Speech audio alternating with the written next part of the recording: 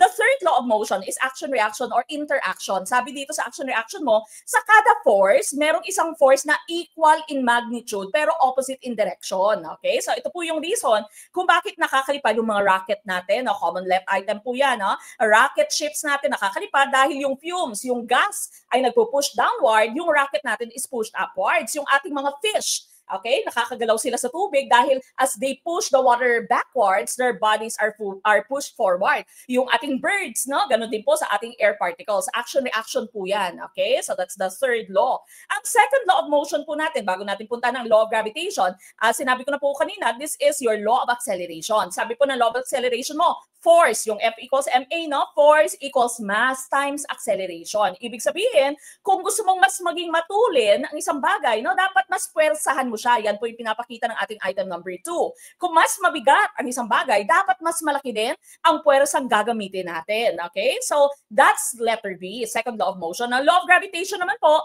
there is an attraction between masses. No? So, yung attraction na yan would be equal to the products of their masses. The bigger their masses, the more attracted they are to each other. Okay? But here, letter B po ang ating hinahanap.